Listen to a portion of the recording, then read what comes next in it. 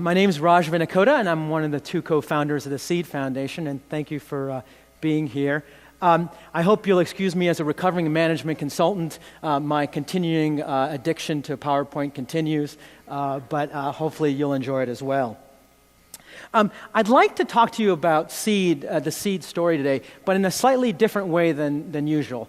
I want to talk to you about how Eric Adler, the other co-founder, and I thought about Seed within the context of developing a successful and sustainable nonprofit organization, all the way from that initial idea to the operating paradigm for how we wanted to work together, the sustaining the idea through the financial model we built, the idea and how we built its momentum, and then finally, how it gained traction and has become a bigger idea. So, as I said, I was a management consultant and started there right after graduating from college. But fairly early on, even though I loved the work, I knew it's not what I wanted to do with the rest of my life.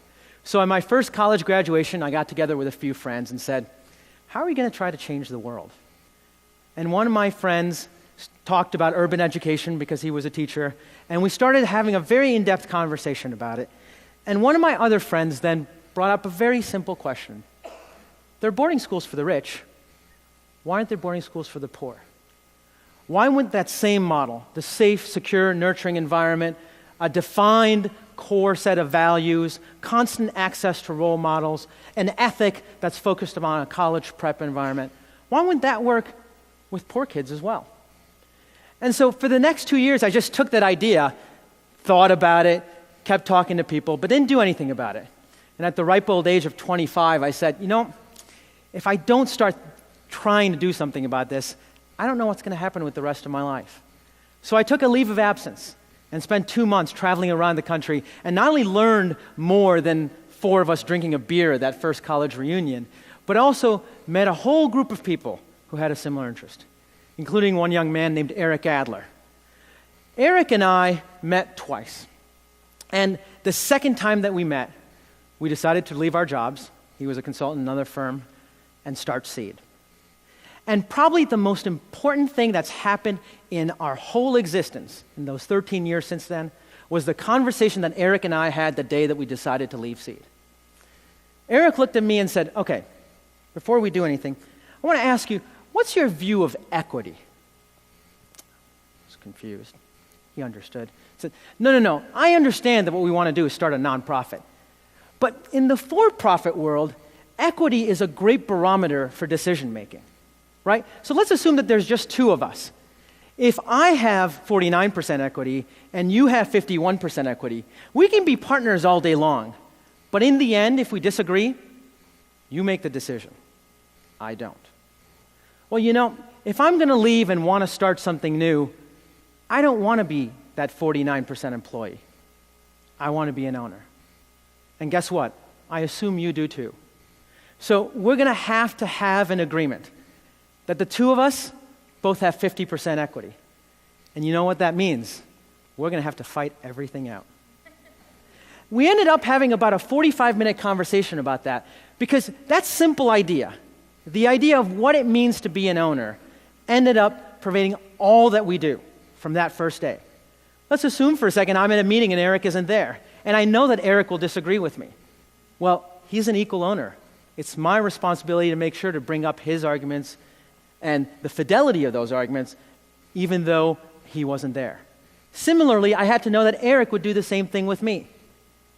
And as we grew that organization from those 2 of us at the beginning and added people, one of the things that we also realized is that by providing equity, right, in the nonprofit sense, by providing input into the vision, we were building owners and not employees. And that's become critical to having people who are willing to work with you very hard to try to solve very difficult problems. So fast forward to the next day, the first day at actually working. Eric and I realized that probably the most important thing that we needed to do was figure out how we would sustain this idea. Boarding schools on average cost about 3 times as much on an operating basis per student per year as a regular day school. Well, how are we going to make that work?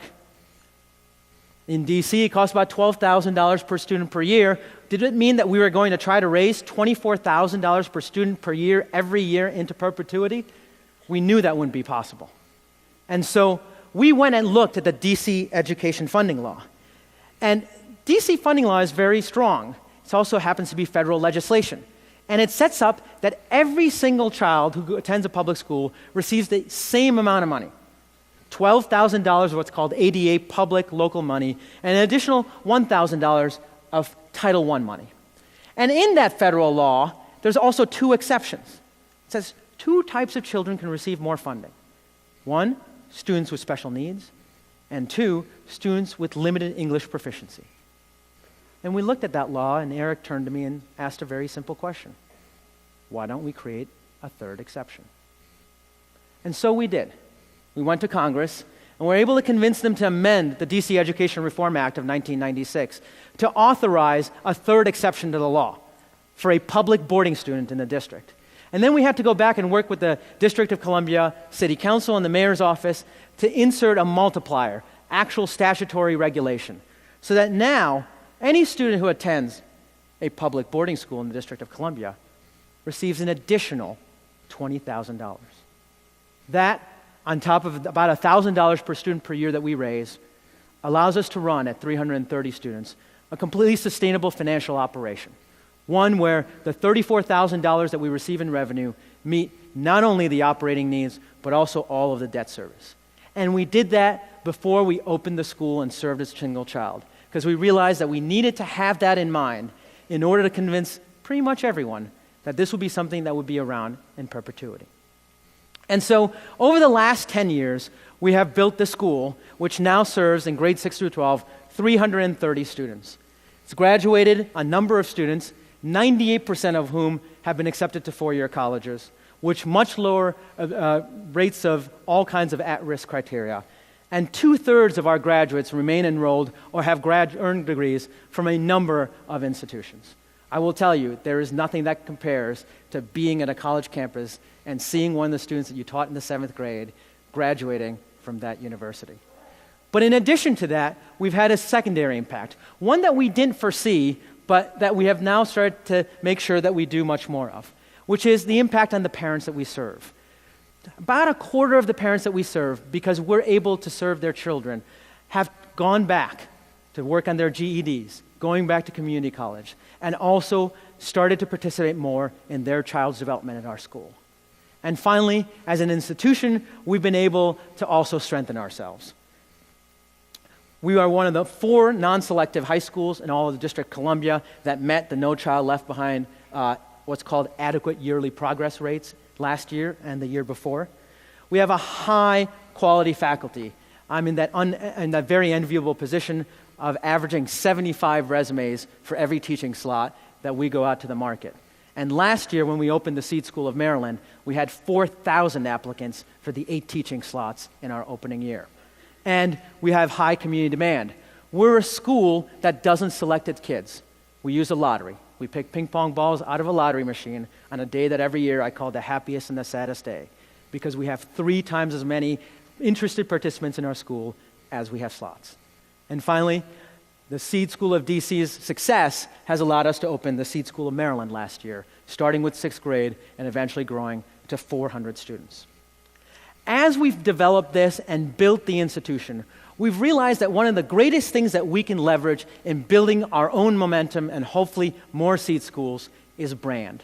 Now, we heard yesterday from a couple of different people about how important brand is, especially in the environmental world, that certain companies didn't want their names attached to certain issues or certain practices.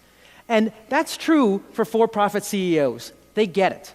In the nonprofit world, I think we're still evolving and learning that brand actually ends up being one of the most critical assets to our growth, and that we have to leverage it. That we have to leverage the connections that we have, the organizations with which we work, the organizations that take our students and graduate them, and use that all to build credibility and, most importantly, open doors to donors, to policymakers, and to other people who want to work with you, be it faculty or administrators. And so we spend a lot of our time on building that momentum and building our brand. One of the interesting consequences of that is that it's led to understanding that the little idea that we started out with has become a much bigger idea.